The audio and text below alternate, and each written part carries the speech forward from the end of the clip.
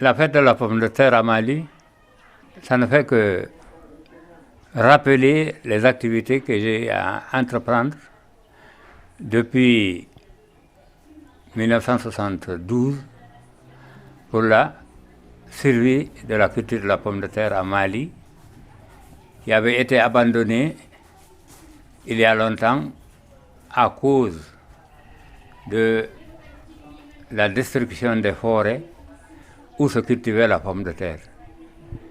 C'est ainsi que, en 1972, j'étais à la DPE de Mali.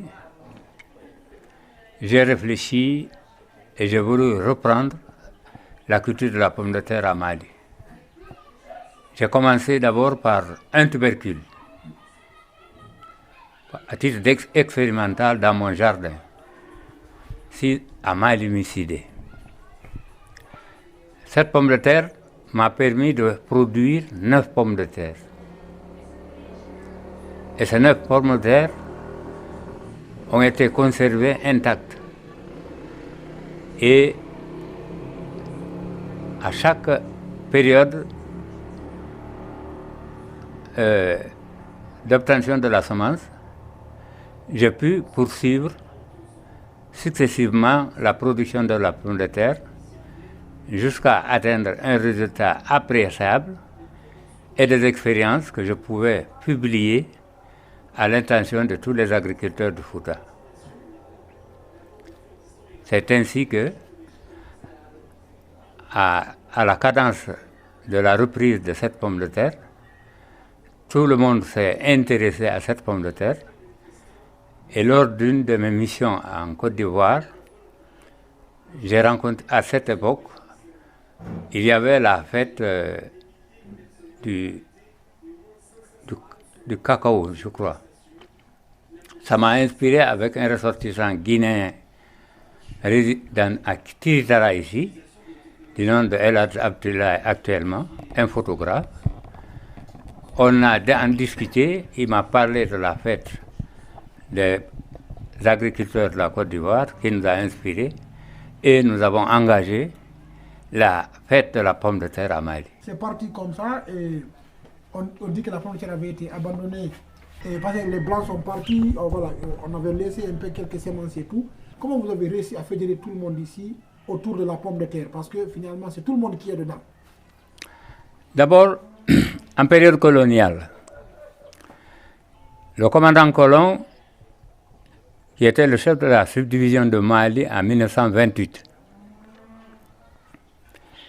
il avait créé un jardin potager à Mali-Micidé, c'est-à-dire ici même, pour produire les aliments des légumes français qui devaient être expérimentés au jardin de Mali-Micidé, puis ça devait servir à nourrir le commandant et sa famille et le poignet de fonctionnaires qui étaient à Mali.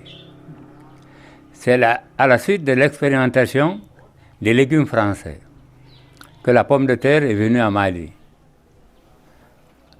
Le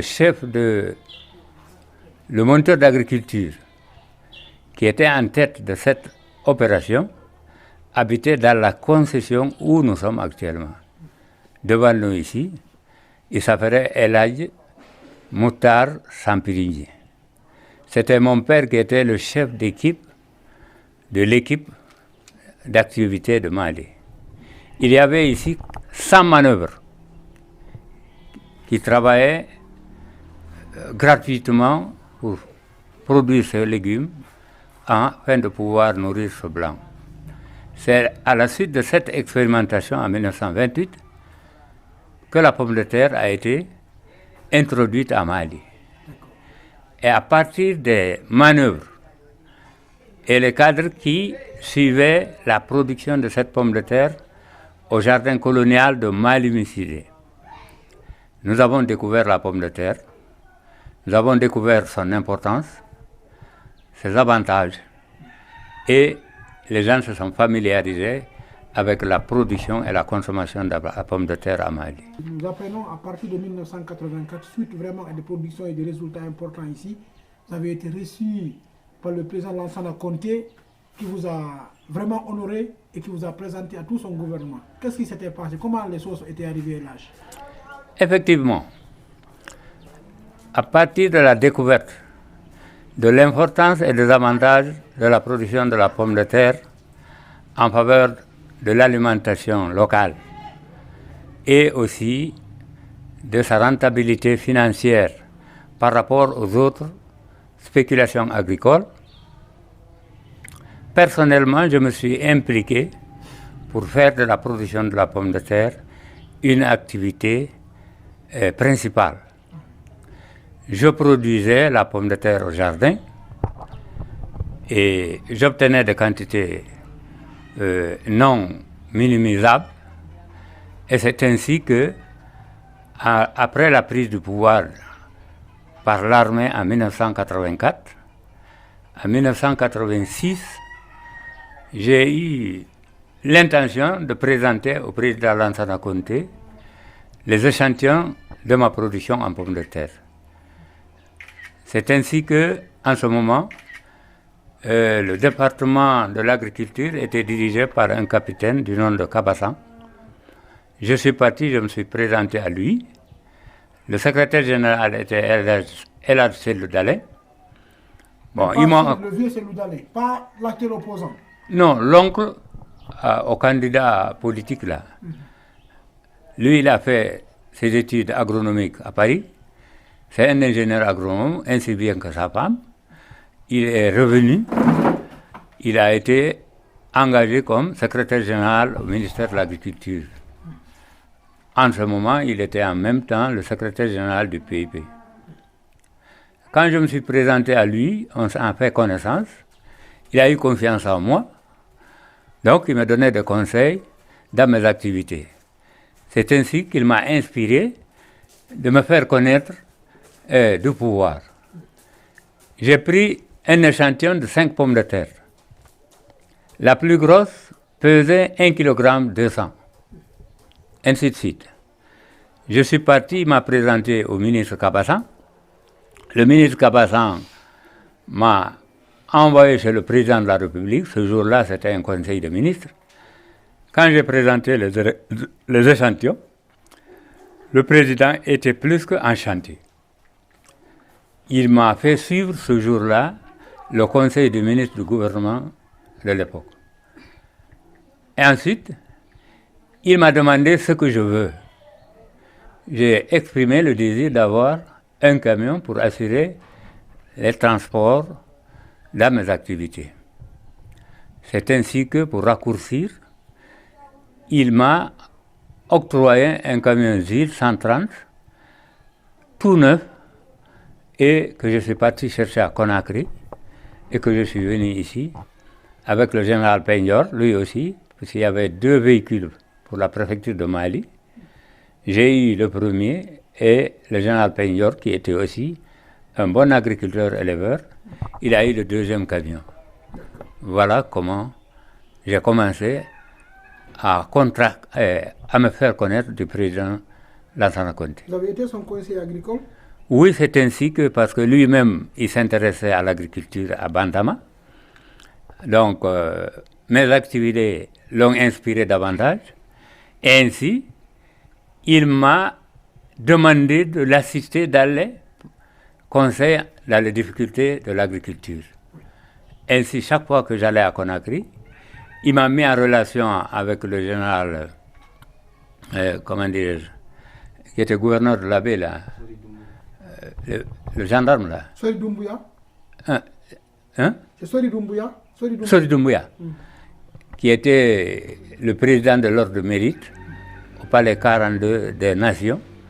C'est là que je le trouvais pour qu'il m'amène rencontrer le président chaque fois que j'allais à Conakry. Je n'avais pas de difficulté à le rencontrer. Ainsi, il me demandait des conseils sur les problèmes qu'il rencontrait avec ses activités agricoles. D'accord. Et voilà, nous apprenons, vous étiez instituteur ou enseignant au début, vous avez demandé une retraite anticipée afin que vous soyez dans l'agriculture. Comment vous avez eu ce courage? Effectivement, j'ai commencé à enseigner en 1963. De 1963 à 1983. J'étais dans le corps de l'éducation où j'ai assuré les activités d'enseignement pendant 17 ans, classe assise, là j'enseignais des enfants.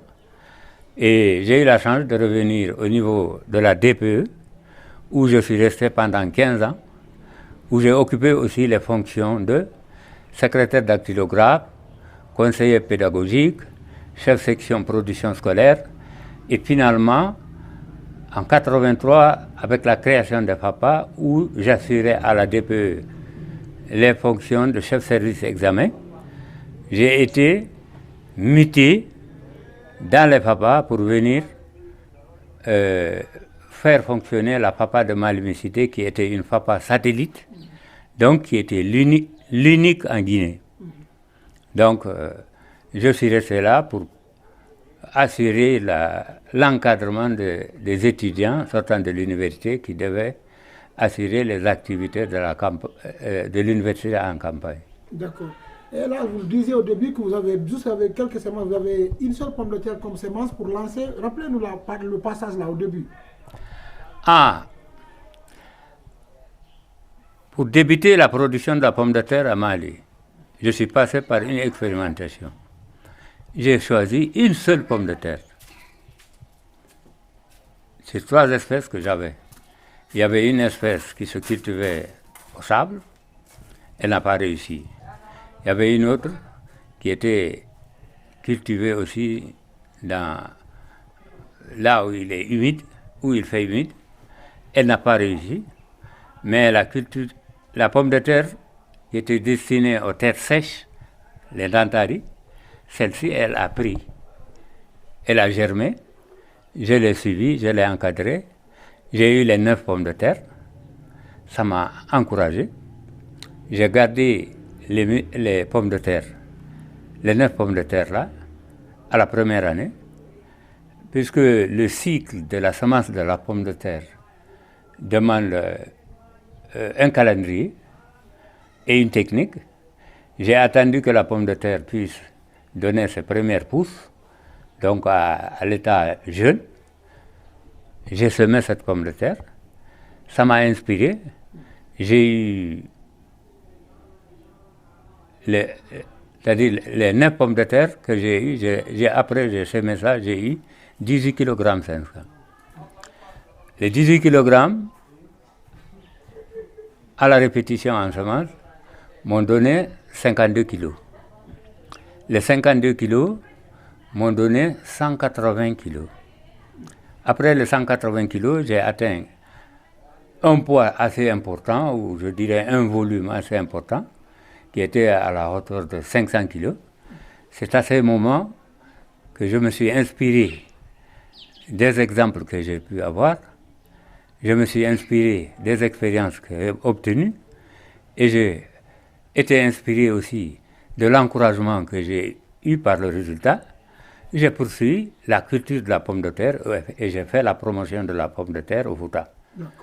C'est ainsi que, après le ministère de l'Agriculture, la Chambre de commerce, d'industrie et d'agriculture de l'époque, en ce moment dirigée par El Hadji Sadia, qui était professeur à l'université Gamal, qui a été envoyé comme directeur du centre de recherche de Timbi. Ils sont venus ici, on a échangé ensemble et ils m'ont demandé une question qui m'a un peu embarrassé, mais qui n'était pas difficile à répondre, à savoir quel est le rendement de l'hectare. J'avais un champ en végétation qui avait 2 mois de développement. J'ai sacrifié là-bas 3 mètres carrés que eux-mêmes ils ont récoltés. On est venu, on a pesé, on a extrapolé le résultat et c'est ainsi qu'on a découvert ici, en dehors même de la recherche scientifique prouvée par la science, que Mali peut produire 6 tonnes de pommes de terre à l'hectare. 60 tonnes à l'hectare. Ça a surpris tous les ingénieurs, par les chefs, parce que les chefs de section du centre de Baring étaient au nombre de 12. Ils étaient tous présents ici et témoins. C'est en ce moment qu'on est passé de 18 hectares, on a estimé que l'hectare de pommes de terre à Mali peut atteindre 60 tonnes. Donc, dernière question, et là, quand vous avez expérimenté la pomme de terre, vous êtes allé à 8, à 9, jusqu'à avoir 500 kilos. Il n'y avait pas de semences du tout, ou bien vous avez décidé de partir de votre propre départ pour atteindre ça? Puisque c'était en culture sèche, la pomme de terre réellement se cultivait en hivernage à Mali. Les agriculteurs avaient des semences de pommes de terre un peu partout. Mais la difficulté est que, dès après l'hivernage, la pomme de terre disparaît.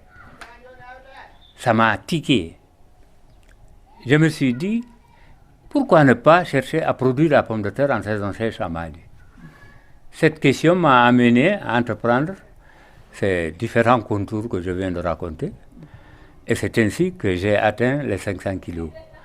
Et tout le monde maintenant a compris que la pomme de terre peut se cultiver en saison sèche à Mali, chose qu'on ne connaissait pas. Votre cri de cœur par rapport à l'état des routes, l'Abbé, Mali, Kédougou, c'est tout un problème pour le cultivateur, surtout. Le problème de lutte des routes, c'est un calvaire en Guinée en général, et particulièrement à Mali, qui est une zone située à l'extrémité nord de la Guinée. Donc, je ne dirais pas abandonné administrativement, mais Mali n'avait pas encore connu, à partir de 1975, à l'occasion d'installation de l'usine de ciment à Mali ici, à partir de cette date, les routes de Mali n'ont pas connu un coup de pioche. Et nous sommes un pays de montagne, et un pays de pierre et de roches. C'est dire que le problème de route, on ne peut même pas en discuter, sauf je dirais que c'est un calvaire pour les paysans, calvaire pour les transporteurs, calvaire pour les voyageurs. Mali ne connaissait jamais une route, même carrossable, entretenue, depuis que les subdivisions des TP ont été éteintes. Merci beaucoup.